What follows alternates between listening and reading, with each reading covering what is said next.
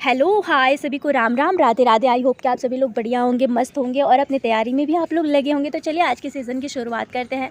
यहाँ पे टॉपिक किस चीज़ का है? असेसमेंट एंड इवैल्यूएशन का। ठीक है, ये आपके सीटेट का फेवरेट है। ठीक है, आकलन तथा मूल्यांकन, और इसमें से 2 से 3 नंबर पक्के हैं। ठीक है, आना ही आना है, चाहे आपका सीडीपी हुआ, ईवीएस हुआ, चाहे आपके किसी भी सब्जेक्ट में आकलन और मूल्यांकन से क्वेश्चन आते हैं, क्योंकि ये शिक्षण से रिलेटेड है। ठीक है, आकलन होता क्या है? तो आकलन एक और मूल्यांकन जो होता है, दोनों का उद्देश्य बच्चों की क्षमता, उसकी अनुभूति तथा अधिगम का मापन करना ही होता है। ठीक है, आकलन की प्रक्रिया क्या होती है? तो मूल्यांकन करने के लिए की जाती है, अर्थात आकलन जो होता है मूल्यांकन के दौरान होने वाली प्रक्रिया होती है।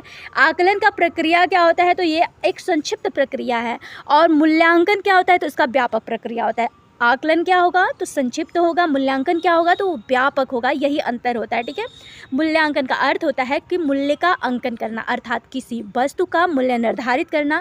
आकलन के बाद मूल्यांकन किया जाता है। ठीक है, तो अगर आपसे पूछेगा आकलन और मूल्यांकन में अंतर, तो आप लोग बता ले जाएंगे कि जो आपका आकलन होता है यह एक संक्षिप्त प्रक्रिया होती है, मूल्यांकन एक व्यापक प्रक्रिया होती है। पहले मूल्यांकन किया जाता है, आकलन के बाद पहले आकलन किया जाता है, उसके बाद आपके मूल्यांकन किया जाता है। ठीक है, चलिए मूल्यांकन होता क्या? मूल्यांकन मापन धन मूल्य का निर्धारण जो होता है, या तो इसे आकलन भी कह सकते हैं या मूल्यांकन भी कह सकते हैं। ठीक है, यहाँ पे 3 बातों को संबंध में लिया जाता है। देखिए यहाँ पे जो आपका मूल्यांकन होता है ना, इसे 3 बातों को आपके एनसीईआरटी भी बोलती है। तो शिक्षण उद्देश्य की प्राप्ति किस सीमा तक हुई है, उद्देश्य स्पष्ट करने की विधि कितनी प्रभावी रही है, और अधिगम अनुभव कितने मतलब अगर आकलन से और मूल्यांकन के क्वेश्चन आएंगे तो ऐसे रिलेटेड होंगे। ठीक है, वहाँ पे पहचान में आ जाएगा कौन सा आकलन और मूल्यांकन के क्वेश्चन है। ठीक है, अब यहाँ पे देखिए आकलन और मूल्यांकन होते कितने प्रकार के हैं। देखिए पहले जितने मनोवैज्ञानिक रहे हैं अपने अपने मत दिए हैं। तो मूल्यांकन की परिभाषाएं, इवैल्यूएशन ऑफ डेफिनेशंस के बारे में क्या बोलते हैं, आपकी कोठारी कमीशन क्या बोलती है? तो मूल्यांकन एक क्रमिक प्रक्रिया होती है जो कि संपूर्ण शिक्षा प्रणाली का एक अंग माना जाता है, जो शिक्षा के उद्देश्यों से घनिष्ठ रूप से संबंधित होती है।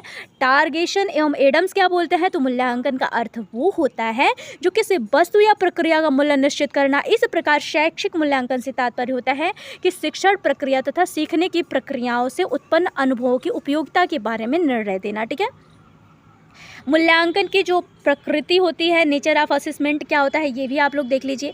तो मूल्यांकन में गुणात्मक तथा परिणात्मक दोनों प्रकार के ही निर्णय किए जा सकते हैं। मूल्यांकन का क्षेत्र व्यापक होता है, या निरंतर एवं सतत चलने वाली, मतलब निरंतर और ये रेगुलर चलने वाली प्रक्रिया है। इसमें कोई बाधा नहीं आता है, ये नहीं है कि आप 1 महीने से रोक सकते हैं। ठीक है, जो मूल्यांकन होता है ना, ये निरंतर चलने वाली और एक सतत और व्यापक प्रक्रिया मानी जाती है। ठीक है, तो अगर आपसे पेडागोजी में कहीं ये क्वेश्चन दे रहा है तो आप लोग को फंसना नहीं है। इसीलिए बोल रही हूँ, एक एक टॉपिक ध्यान से देखते चलिएगा, बहुत ही महत्वपूर्ण है आपके सीटेट के लिए। जो आपका ईवीएस होता है, चाहे आपके शिक्षण से कहीं भी क्वेश्चन आ रहा है ना, तो आकलन और मूल्यांकन से क्वेश्चन बनते ही बनते हैं, सिर्फ सीडीपी के लिए ही नहीं है। ठीक है, मूल्यांकन के द्वारा जो 3 पक्ष होते हैं, देखिए क्या होता है, एक ज्ञानात्मक होता है, एक भावनात्मक होता है और एक क्रियात्मक होता है। इन उद्देश्यों का मापन किया जाता है। मूल्यांकन के द्वारा 3 पक्ष कौन कौन होते हैं? तो ज्ञानात्मक होगा, भावनात्मक होगा और क्रियात्मक होगा। ठीक है, अब यहाँ पे देखिए आप लोग कि मूल्यांकन की प्रविधियाँ, जो आपकी टेक्निक ऑफ इवैल्यूएशन है, कितने प्रकार के हैं। तो यहाँ पे आप लोग देख सकते हैं, उद्देश्य एक विषय वस्तु की प्रकृति को ध्यान में रखकर मूल्यांकन की प्रविधि का चयन करना चाहिए। मूल्यांकन जो होता है कि किसी एक प्रविधि को हम सभी उद्देश्यों की प्राप्ति के लिए प्रयोग में नहीं ला सकते हैं। कैसे कैसे? तो यहाँ पर आप लोग देख सकते हैं, एक होता है आपका रिटेन। ठीक है, रिटेन एग्जाम जो होते हैं, इनमें परीक्षाओं में निबंधात्मक प्रश्न होते हैं, वस्तुनिष्ठ प्रश्न भी होते हैं। निबंधात्मक परीक्षाएं में छात्रों को विस्तार पूर्वक उत्तर लिखने होते हैं। ये होता है आपका एक, अगर आप लोगों से मूल्यांकन पूछेगा तो एक होता है आपकी लिखित परीक्षा जो होता है रिटन एग्जाम्स। ठीक है, और एक होता है आप लोग का ओरल। ठीक है, जिसे बोला जाता है मौखिक परीक्षाएं, ओरल एग्जामिनेशन। इन परीक्षाओं के द्वारा छात्रों की उपलब्धि के उन पक्षों का मूल्यांकन किया जाता है जिन्हें हम लिखित परीक्षाओं द्वारा नहीं माप सकते हैं। ठीक है, तो अगर ओरल और रिटन में पूछेगा तो बता ले जाएंगे ना। और रिटन में क्या होता है, निबंधात्मक और वस्तुनिष्ठ प्रश्न होते हैं, उसे विस्तार पूर्वक आप उत्तर में लिखेंगे। ओरल परीक्षाएं जो होती हैं, इन परीक्षाओं द्वारा छात्रों की उपलब्धि के उन पक्षों का मूल्यांकन किया जाता है जिन्हें हम लिखित परीक्षाओं द्वारा नहीं माप सकते हैं। साक्षात्कार, इंटरव्यू क्या होता है? तो साक्षात्कार की विधि में परीक्षणकर्ता जो होता है व्यक्ति से बातचीत करके सूचनाएं एकत्र करता है। साक्षात्कार जो होता है ना, द्वारा विद्यार्थियों के बौद्धिक स्तर, उनके आत्मविश्वास, उपयुक्त दृष्टिकोणों का मूल्यांकन किया जा सकता है। अगर आप लोग खुद सोचिए, कहीं इंटरव्यू हो रहा है तो इंटरव्यू में क्या देखते हैं लोग, आपकी बौद्धिक क्षमता कितनी है, आप में कितना मतलब आत्मविश्वास है ये करने का, कॉन्फिडेंस कितना, कॉन्फिडेंस लेवल आपका कितना है, आपकी दृष्टि कैसे, आपके दृष्टिकोण कैसा है, इन सब चीज़ का मूल्यांकन होता है। तो एक होता है आप लोग का इंटरव्यू वाला, ठीक है, तो ये भी आपके मूल्यांकन के अंदर ही आएगा, ठीक है। और प्रयोगात्मक एक होता है आप लोग का प्रयोगात्मक परीक्षा, तो इसमें गणित में ज्यामिति, त्रिकोणमिति आदि विषयों में प्रयोगात्मक कार्य द्वारा प्रत्यय एवं संकल्पनाओं, कॉन्सेप्ट एंड आपके हाइपोथेसिस का स्पष्टीकरण किया जाता है, ठीक है। एक होता है आप लोग का ऑब्जर्वेशन, जो प्रेक्षण बोला जाता है। ऑब्जर्वेशन के द्वारा क्या किया जाता है, तो ये भी देख लीजिए, इसमें व्यक्ति की स्वाभाविक दशा में घटित होने वाली व्यवहारगत घटनाएं तथा परिवर्तन अभिलेख तैयार किया जाता है। और एक होता है सबसे महत्वपूर्ण, अगर आप लोगों देखेंगे, ऑब्जर्वेशन तो आता ही, आपसे मूल्यांकन के बारे में पोर्टफोलियो आपका जरूर ही पूछता है, ठीक है। ये आपके मैथ में भी पूछेगा, आपके ईवीएस में भी पूछेगा, आपकी हिंदी में पोर्टफोलियो से क्वेश्चन हर जगह आते हैं, ठीक है। इसके द्वारा जो होता है पोर्टफोलियो मतलब होता क्या है, तो इसके द्वारा जो छात्र होते हैं ना, उनके कौशलों का मूल्यांकन जो होता है संग्रह किया जाता है। समय की एक निश्चित अवधि में विद्यार्थी द्वारा किए गए जितने भी रोजमर्रा के कार्य होते हैं, वो जो आपके टीचर्स होते हैं वो रोजमर्रा के कार्य को एक पोर्टफोलियो तैयार करते हैं, ठीक है। तो उसी को बोला जाता है यह रोजमर्रा के काम भी हो सकते हैं, ठीक है। तो पोर्टफोलियो क्या होगा समझ जाएंगे ना। अब देखिए, बच्चों के भाषा विकास क्रमिक प्रगति का रिकॉर्ड रखना जो होता है, ये भी पूछ सकता है कि क्रमिक प्रगति का रिकॉर्ड रखना क्या होता है, तो आप लोग बोलेंगे पोर्टफोलियो, ठीक है।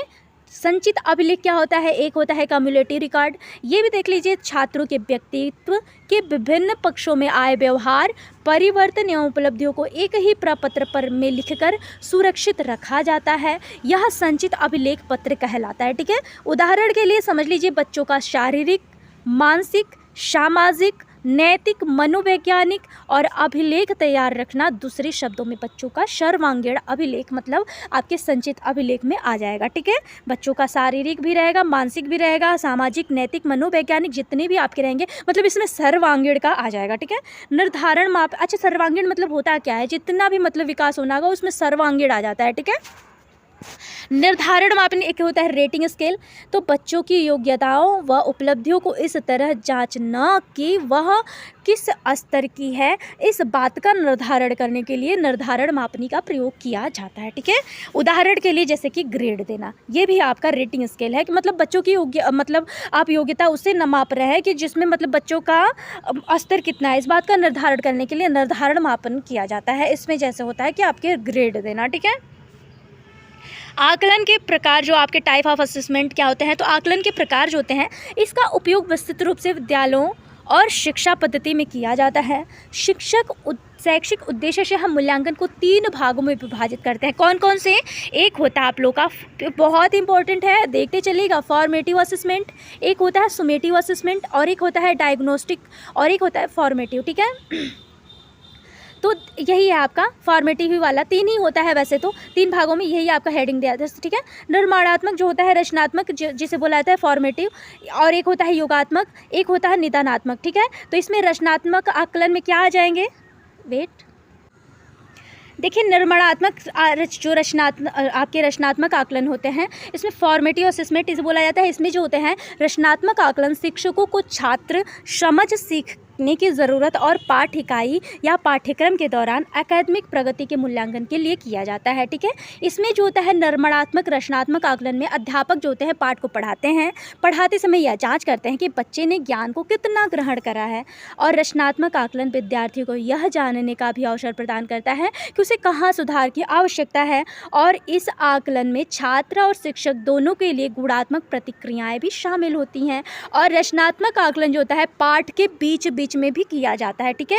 तो रचनात्मक आकलन शिक्षक को और शिक्षकों के छात्र समझ सीखने की ज़रूरतों और पाठ इकाई या पाठ्यक्रम के दौरान एकेडमिक प्रगति के मूल्यांकन के लिए किया जाता है। निर्माणात्मक रचनात्मक आकलन में जो होता है अध्यापक पाठ को पढ़ाते समय यह जांच करता है कि बच्चे ने ज्ञान को कितना ग्रहण करा है, और रचनात्मक आकलन विद्यार्थियों को यह जानने का अवसर प्रदान करता है कि उससे कहाँ सुधार की आवश्यकता है। इस आकलन में छात्र और शिक्षक दोनों के लिए गुणात्मक प्रतिक्रियाएं शामिल होती हैं। रचनात्मक आकलन पाठ के बीच बीच में किया जाता है, ठीक है। इसका उद्देश्य क्या होता है, तो इसके उद्देश्य यही होता है कि शिक्षक अपनी शिक्षण प्रक्रिया में सुधार करके छात्रों को छात्रों को सीखने में सुधार करके सीखने, मतलब जैसे रचनात्मक आकलन होता क्या है, इसमें जो होता है ना, बच्चा जो होता है जितना करके सीखेगा ना, मतलब जितना खुद से सीखेगा ना, उतना उसके लिए बेनिफिट, इसलिए बेनिफिट होगा क्योंकि जितना होता है ना कि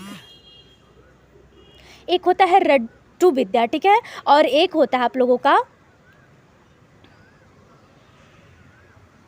वेट एक सेकेंड, चलिए, मतलब इसका मतलब ये होता है कि जो बच्चा होता है करके सीखता है, ठीक है, करके सीखने पर यहाँ पे बल दिया जाता है, ठीक है। देखिए रचनात्मक आकलन जो होता है यहाँ पे मौखिक प्रश्न जो होता है, मौखिक प्रश्न उत्तर, वर्कशीट, अवलोकन डायरी, चेकलिस्ट, वाद विवाद कक्षा में और आपके जो उप समूह एवं व्यक्तिगत कार्य होते हैं, ये सारे आपके रचनात्मक कार्य के जो आपके फॉर्मेटिव असेसमेंट होते हैं उसके उदाहरण है। क्या क्या? मौखिक प्रश्न उत्तर होगा, वर्कशीट होगा, अवलोकन डायरी होगा, चेकलिस्ट होगा, वाद विवाद कक्षा में उप समूह एवं व्यक्तिगत कार्य होंगे, ठीक है। अब यहाँ पे देखिए एक होता है सुमेटिव असेसमेंट, ठीक है। इसमें क्या होते हैं तो आपके संकलनात्मक योगात्मक आकलन, संकलनात्मक को ही योगात्मक बोला जाता है, ठीक है। एक निश्चित अवधि के पश्चात विद्यार्थियों की ओवरऑल परफॉर्मेंस निर्धारण करने के लिए किया जाता है। इस आकलन में जो होता है छात्रों को ग्रेड या मार्क्स प्राप्त होते हैं जो उनसे प्रदर्शन के स्तर को इंगित करते हैं, और संकलनात्मक योगात्मक आकलन जो होते हैं द्वारा यह माना जाता है कि हम अपने उद्देश्यों की पूर्ति में कितने सफल रहे हैं। उद्देश्य इनका यह होता है कि यह एक निश्चित अवधि में शिक्षक और छात्रों की संपूर्ण गतिविधि के बारे में बता देता है, ठीक है।